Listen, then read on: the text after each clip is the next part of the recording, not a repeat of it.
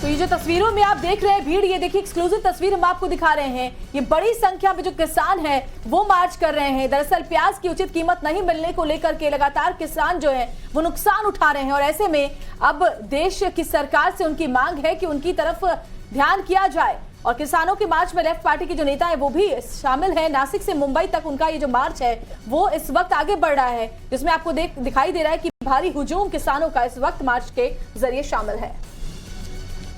और ये तस्वीरें आपको दिखा रहे हैं, देखिए किस तरीके से किसान जो है वो मार्च निकाल रहे हैं और उनका कहना है कि सरकार को झुकना ही होगा, उनकी मांगे जो है माननी पड़ेंगी। महाराष्ट्र के प्याज किसान मांगों पर अडिग हैं। नासिक से मुंबई तक देखिए किसानों का मार्च किस तरीके से आगे बढ़ता जा रहा है।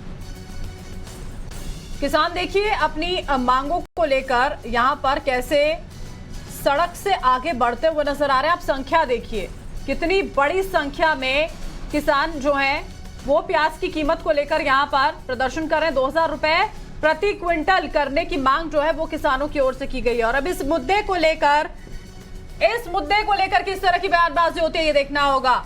अंकित हमारे साथ जुड़े हैं, हमारे सहयोगी, और साथ ही साथ में राकेश भी हमारे साथ जुड़े हुए हैं। अंकित का पहले रुख कर लेते हैं। अंकित, तस्वीरें यहाँ पर हम देख पा रहे हैं, कितनी ज्यादा संख्या में किसान यहाँ पर मार्च करते हुए नजर आ रहे हैं। तस्वीरें जरा दिखाइए और बातचीत अगर आप उनसे कर पाए। जी हाँ, बिल्कुल, जैसे कि आप देख सकते हो यहाँ पे नासिक से करीबन 18,000 जो है वो किसान जो यहाँ पे है जो मार्च कर रहे हैं। ये लॉन्ग मार्च है जो CPIM के द्वारा बुलाया गया है, जहाँ पे उनकी कई सारी मांगे हैं जो सरकार से है। उन्होंने ये भी बात कही है कि नासिक से लेके तो अभी तक 120 किलोमीटर तक ये चले हैं और इसी के साथ साथ ये आगे भी चलते रहेंगे जब तक सरकार इनकी मांग पूरी नहीं करती। ये जो मार्च है, ये जो लॉन्ग मार्च है जो नासिक से लेके मुंबई तक ये चलेंगे। 18,000 यहाँ पे सारे जो यहाँ पे जो किसान है, जो किसान ना कोई यंगस्टर है बट को बूढ़े हैं, 70 साल के, 80 साल के, 60 साल के सारे किसान हैं। आइए उनके जो प्रेसिडेंट है उनसे बात करते हैं, उनकी क्या क्या मांगे हैं उस बारे में जानते हैं। सर, आपका नाम बताइए और आपकी क्या क्या मांगे हैं सरकार से और वो सारी चीजें बताइए। मैं डॉक्टर अजीत नवले, किसान सभा का केंद्रीय सहसचिव हूँ। महाराष्ट्र में प्याज के दाम लगातार गिर रहे थे, जिसके चलते प्याज उत्पादक किसानों में गुस्सा था और किसी भी हालत में सरकार ने इंटरवेंशन करके कुछ एक प्रकार से मदद किसानों को करनी चाहिए थी, ये मांग थी। उसी के साथ जो आदिवासी किसान हैं उनको जमीन के पट्टे मिलने चाहिए, कानूनन वो उनका हक है।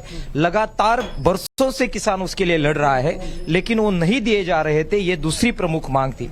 उसी के साथ जो बेमौसम बारिश आई जिसमें फसलें बर्बाद हो गई, उसका मुआवजा एक प्रकार से मदद सरकार ने करनी चाहिए थी, उसको नहीं किया गया और उसके चलते कपास है, सोयाबीन है,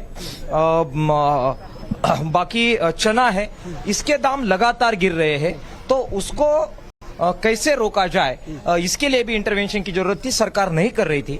महाराष्ट्र में एक राजनीतिक संकट तैयार हो गया था, जिसके चलते कौन किसकी पार्टी का है, आमदार कौन रहेगा, कौन मंत्री रहेगा, इसमें पूरी राजनीति उलझी थी और किसानों के सवालों को अनदेखा किया जा रहा था। राजनीति में किसानों के जो सारे सवाल थे उसको अनदेखा कर दिया, बिल्कुल किया गया था। और फिर एक लगातार आंदोलन के चलते भी उसके ओर ध्यान नहीं दिया जा रहा था। इसके चलते ये लॉन्ग मार्च निकला और हम सीधी मांग कर रहे हैं कि आपकी राजनीति आपके पास, लेकिन किसान मर रहा है उसकी ओर आप देखिए और ये जो सारे सवाल है तो उन पे कुछ मार्ग आप निकालिए।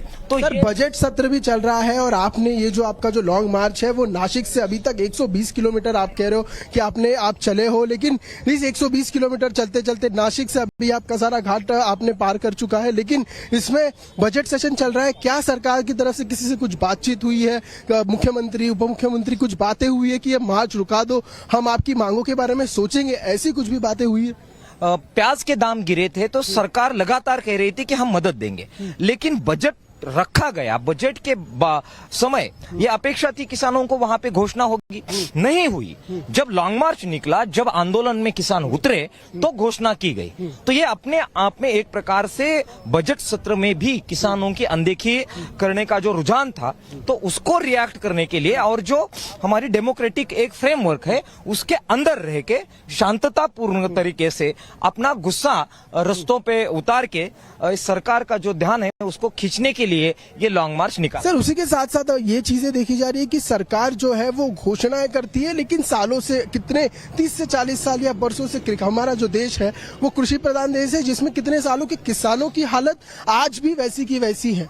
तो हम बात कह रहे हैं कि हमारा जो देश है वो फास्टेस्ट इकोनॉमी की तरफ बढ़ रहा है, लेकिन किसान तो सर वही का वही है। देखिए, जैसे ही ये ग्लोबलाइजेशन और फ्री इकोनॉमी की बात 1991 से निकली है, तब से लगातार कृषि में संकट बढ़ रहा है, लागत मूल्य बढ़ रहा है और उसके ठीक है, यानी कि अंकित किसानों की ये मांग है कि महंगाई का स्तर तो बढ़ता है लेकिन किसानों की जो मेन समस्याएं हैं उनकी तरफ कोई ध्यान नहीं दे रहा, और यही वजह है कि नाराजगी स्वरूप अभी एक लंबा मार्च जो है वो निकाला जा रहा है।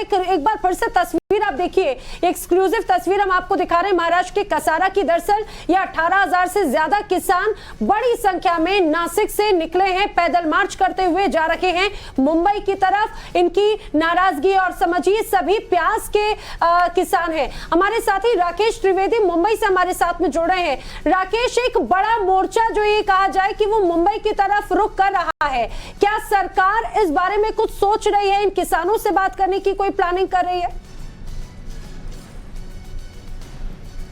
जी बिल्कुल, जो जानकारी हमें सूत्रों से मिल रही है उसके मुताबिक लगातार जो सरकार में आला जो मंत्री हैं इसको लेकर के अपने कहीं ना कहीं मंथन कर रहे हैं और विचार कर रहे हैं कि आखिर कैसे इस मोर्चे को जो शांत किया जाए। वहीं दूसरी तरफ जो विपक्ष की पार्टियां हैं, खासतौर से महाविकास अघाड़ी में, चाहे वो उद्धव ठाकरे गुट हो, कांग्रेस हो, एनसीपी हो, वो भी लगातार इस मुद्दे को अपने फायदे के लिए बुलाने की कोशिश में है। तो लगातार ये मुद्दा जो है अब राजनीतिक तूल पकड़ता जा रहा है।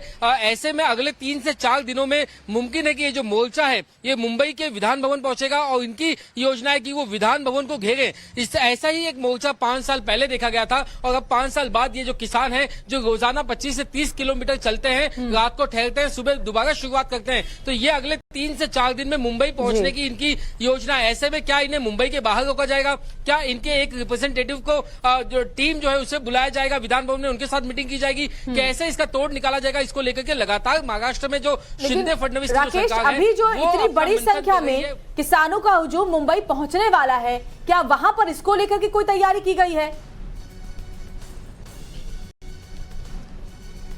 बिल्कुल, जो जहां तक मुंबई पुलिस का भी सवाल है, मुंबई पुलिस के पास भी इस तरीके की रिपोर्ट जो है वो आ गई है, कई बार रिव्यू मीटिंग्स की जा गई है। ये जो पूरा जो जत्था है वो अगले 3 से 4 दिनों में मुंबई पहुंचेगा। कोशिश ये है कि अगर ये वीकेंड पे पहुंचता है, सैटरडे संडे, तो आम लोगों को कम तकलीफ होगी। ऐसे में इतना बड़ा जब ग्रुप अगर मुंबई की सड़कों पे उतरता है तो निश्चित तौर पे एक केओटिक माहौल जो है, अफरा तफरी का माहौल वो हो सकता है। तो उसमें कैसे शांति रखी जाए? कुछ असामाजिक तत्व जो है इस भीड़ में घुस करके अशांति फैलाने का जो कहीं ना कहीं काम कर सकते हैं, ऐसी भी शंका जो है पुलिस ने जताई है। इस तरीके की भी खुफिया रिपोर्ट पुलिस के पास आई है। तो ऐसी चुनौतियों से कैसे निपटा जाए, ये सबसे बड़ी तैयारी जो है वो मुंबई पुलिस यहाँ पे करती हुई नजर आ रही है। गृह मंत्रालय के राकेश, मुंबई पुलिस भी तैयार होगी, क्योंकि जब ये मार्च जो है पहुंचेगा वाकई में मुंबई, तो वहां पर किस तरीके से निपटा जाए। और क्योंकि आपने असामाजिक तत्वों की बात की, तो जाहिर सी बात है इस मार्च में असामाजिक तत्व भी घुस सकते हैं। अंकित का रुख कर लेते हैं। अंकित, जरा ये बताइए कि मुंबई कब तक ये पहुंच जाएंगे, और उसके पहले अगर बात करें, जैसा कि राकेश कह रहे थे कि अगर कोई असामाजिक तत्व इस मार्च में घुस जाता है, माहौल बिगाड़ने की कोशिश होती है, तो उसके लिए मार्च के भीतर जो सीपीआईएम के लीडर हैं उन्होंने किस तरह की तैयारी कर रखी है? देखिए, अभी ये जो मार्च है इन्होंने कसारा घाट क्रॉस कर चुका है। अभी कसारा घाट क्रॉस करने के बाद ये जो मार्च है ये यहाँ पे कुछ समय के लिए रुकेंगे, खाना खाएंगे, थोड़ा रेस्ट करेंगे और उसके बाद फिर से ये मार्च 1 घंटे बाद ये शुरू होगा। और कसारा घाट अभी तक जो है मुंबई आने के लिए उनको 107 किलोमीटर का जो फासला है वो तय करना पड़ेगा। तो 107 किलोमीटर तय करने के लिए उनको कम से कम 3 दिन लगेंगे मुंबई में दाखिल दाखिल होने के लिए। लेकिन यहाँ पे अगर आप देख सकते हो कि यहाँ से जो है वो जो लॉन्ग मार्च है जो शुरू हुआ है ये करीबन 2-3 से 4 किलोमीटर तक है, जहाँ पे 18,000 से ज्यादा फार्मर्स किसान है यहाँ पे जुड़े हुए। उसके साथ साथ उनकी पानी की व्यवस्था ये सब कुछ प्रोवाइड कर दिया गया है, लेकिन पुलिस प्रोटेक्शन भी उनको दिया गया है।